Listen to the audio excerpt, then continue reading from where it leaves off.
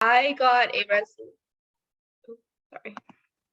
I got a resolution passed at my school, for my high school, and then I also got one done for my school board. And our school board resolution actually had an annual report embedded in it, so that there was a commitment to sustainability and future sustainability projects. So we'll talk a little bit later today about the specific impacts, and tomorrow as well, that you can make in your communities. Kieran? Hi everyone, and good morning, good afternoon. My name is Kieran Garvel. I'm from Fremont, California. He, him. I'm a rising first year at Georgia Tech studying public policy. Leave in like 10 days. I'm super excited to start that. Um, I'm also a member of the Citizen Climate Lobby Silicon Valley North chapter and its youth action team.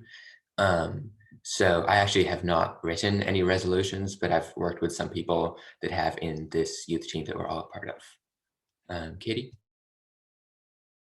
And I'm Katie Roof, she, her. I go to Gunn High School, which is in Palo Alto, California.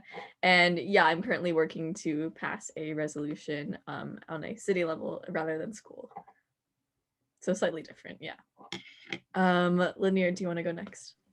Yes, thank you. I think I'm the only one here on this page. My name is Linear. I use she, her pronouns. I'm a rising freshman at Vassar College, and I live in Portola Valley, but I went to high school in Menlo Park, and I have had experience passing resolutions. I wrote one for my high school that did not end up getting passed because of COVID, but I'm hoping to continue that project from college. And I also requested an endorsement in the form of a resolution from my city council, which did end up getting passed. So I've had a lot of experience writing those.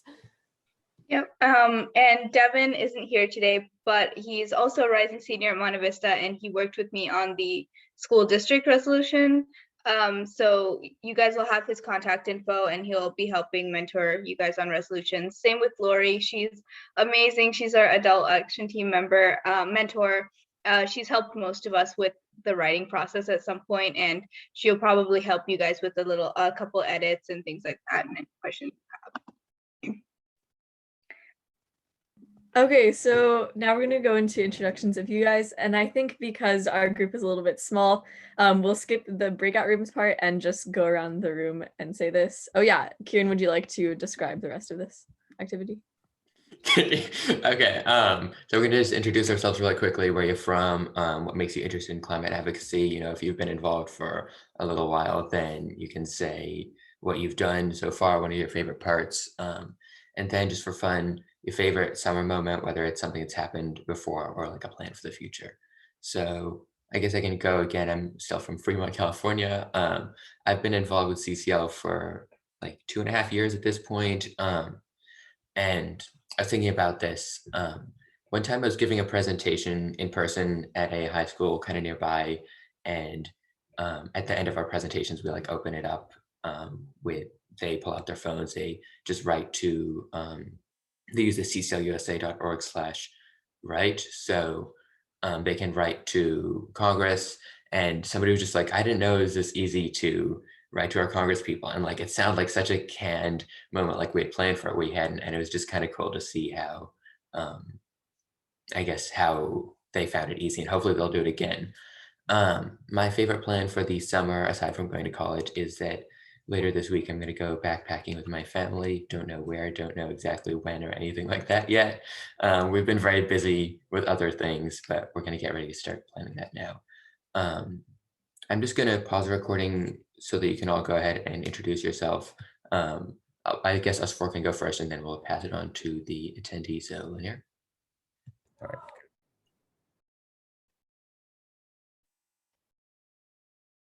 All right, so for this week, we have 3 main days of work.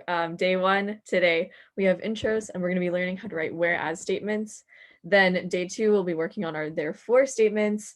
Day 3 will be basically time for you to work on your own to complete your rough draft of your resolution. And then day 4, we'll be going through next steps that we can take now that we have this draft. And you'll have kind of an edited draft around that time as well.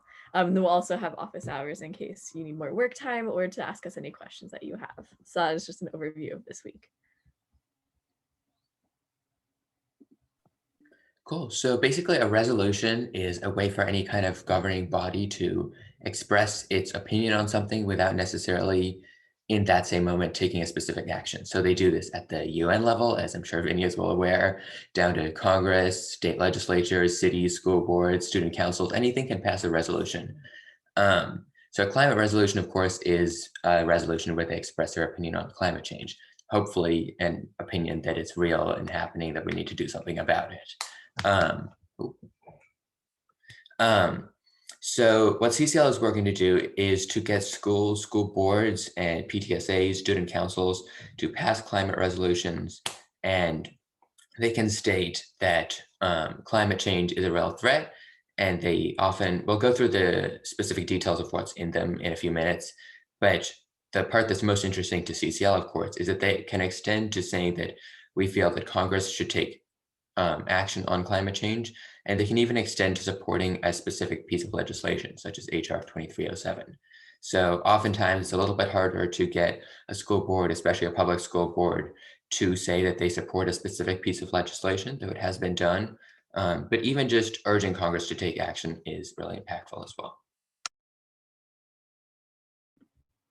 Yeah, so now that we've gone over this brief overview, we wanted to touch on why resolutions matter.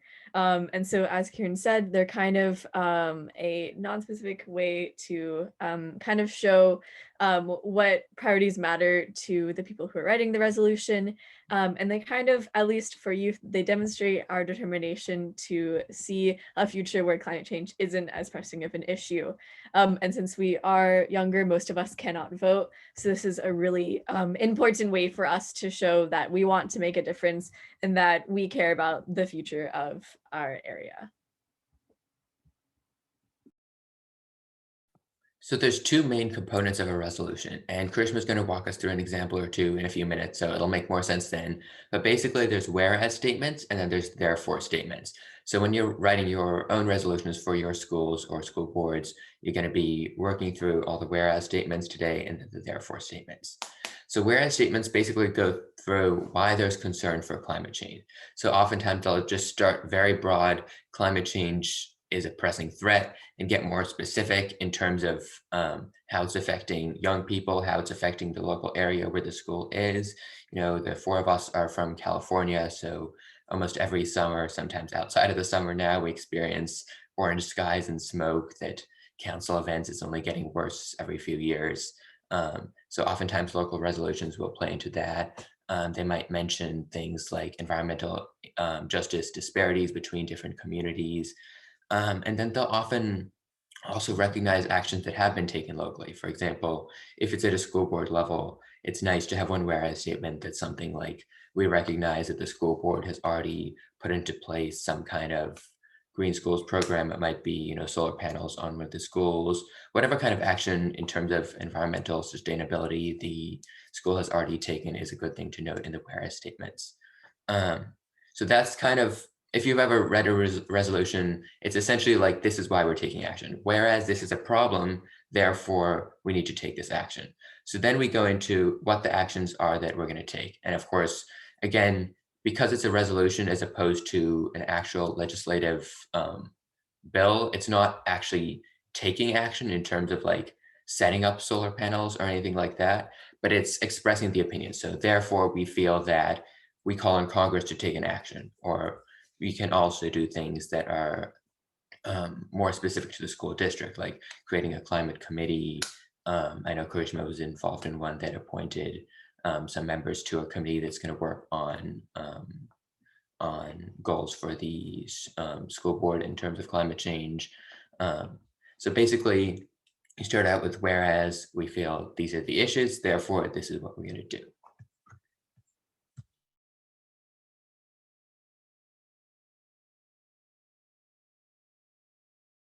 Sorry, I was muted. But hopefully you can now see an example of the student council resolution. Can someone give me a thumbs up that that's there? Okay, great. So this is an example of a student council resolution. You can see that it's split into the whereas and the therefore statements.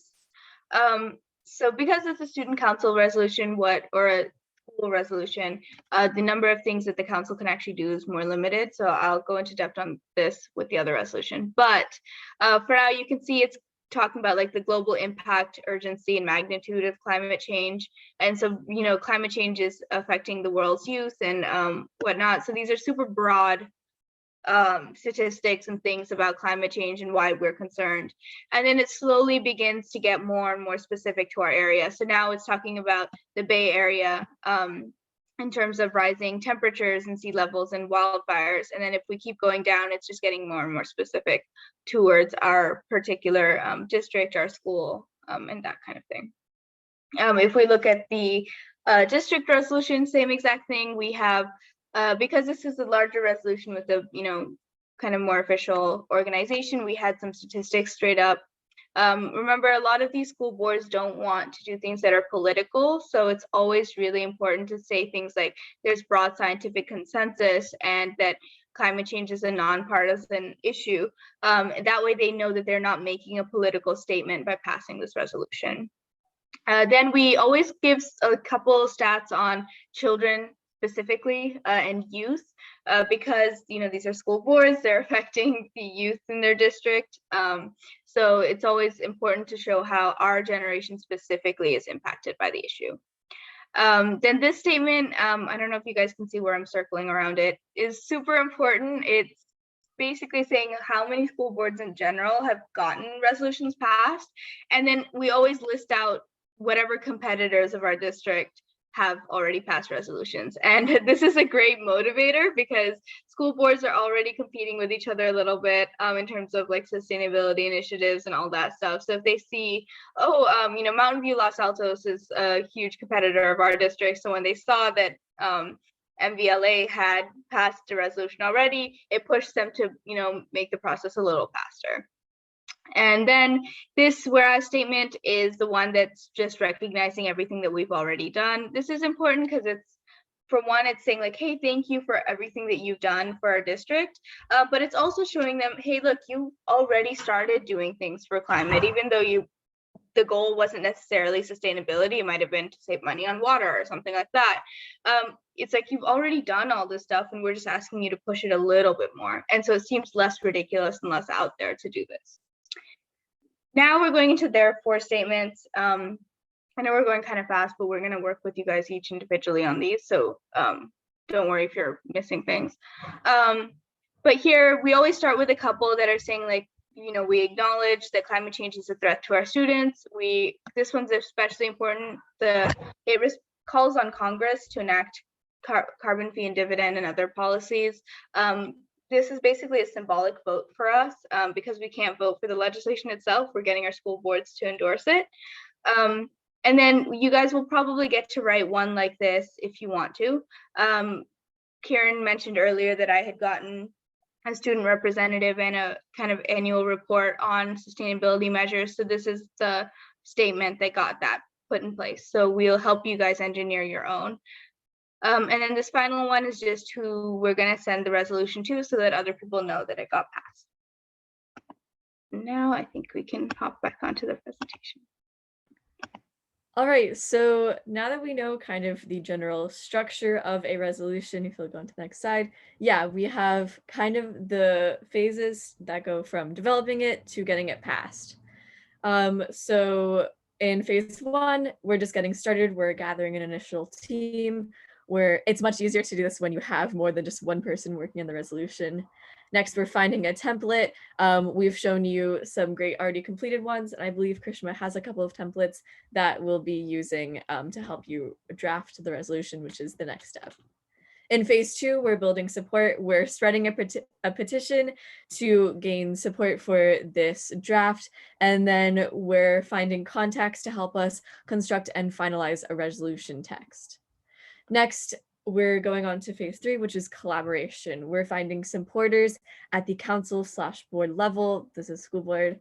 We're getting the resolution onto the agenda, and then we are joining a meeting of the school board or whatever it may be to speak and hopefully get it passed.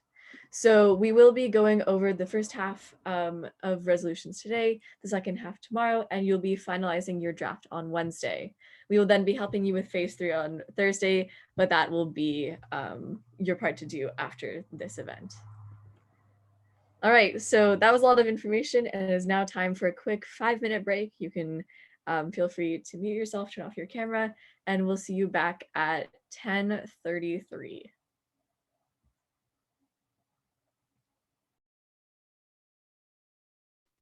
Karen, do we want to pause the recording? And all right. I believe we'll be looking through a couple of resources that will be helping you to write your resolution as we go along through the process. Krishma, would you like to start screen sharing? I need it Awesome. again. Yep, I think we can get through, Katie, the rest of the presentation, and then we'll show them the resources. Okay, perfect. Awesome. All right, so in order to write whereas statements, you've already seen a couple of the example resolutions, and after you go into breakout rooms, you'll be kind of copying the broad statements that resonate with you, and these are just the first few statements, as Karen mentioned earlier. The whereas statements go from very broad to more specific as we go down.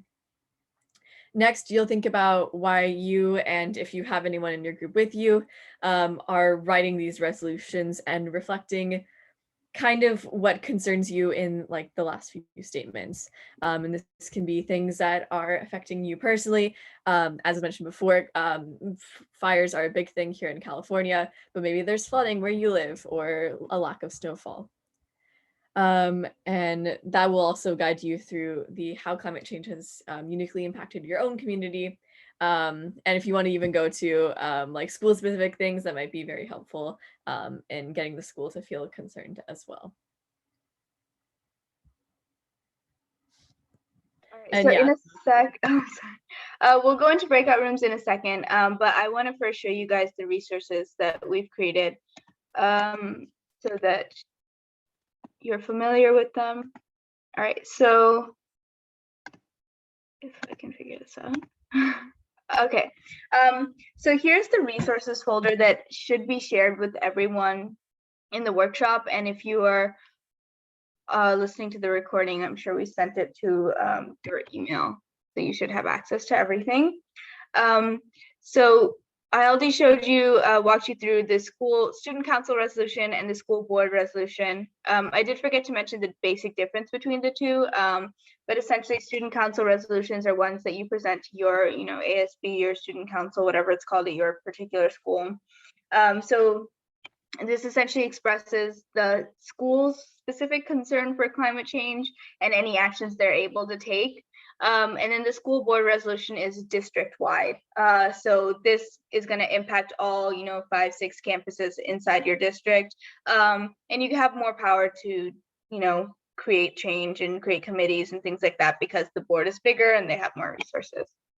All right, so down here is an agenda for the workshop if you guys want to look at what we're running through, especially if you're missing certain sessions. Then here's a thing. It has all our contact info. Anyone on here is great to reach out to. So if you guys are writing something on the async day and you need help, just reach out to one of us and we can help. We can hop onto a Zoom line or give you some edits, whatever you need. Then this is the template. This you guys are going to get really, really familiar with over the next couple days.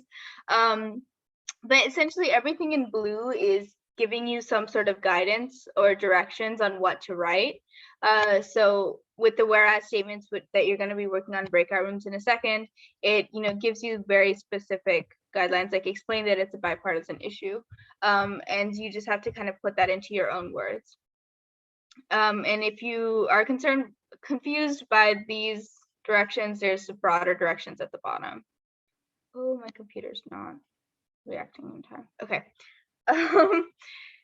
And then we also have a section for the therefore statements. There are a couple that are specific to school boards, and there are a couple that are specific to student council. So the first set is student council therefore statements, and then the second set, my computer will scroll, is the district resolution set. As I mentioned earlier, district resolutions can't have more reach, which is why there's a separate set of therefore statements and a slightly different organization as well. But we'll walk through therefore statements in depth tomorrow, so don't worry about that too much. And then here we have a general how-to document. We're going to walk you through all this stuff during the workshop, but this is good to have in the future as you're going through the process. It has specific things that you should be doing at each phase of the process, and it has specifics on how to get agendized, because that's something people haven't had to do before probably. And it has a couple contacts and things like that for if you guys need any help. And that's pretty much it. The only other folder is the drafts folder, which is currently empty. But when you guys go into breakout rooms to work on warehouse statements in a second, you guys are going to create your own drafts for your own resolutions and start adding things to them and editing.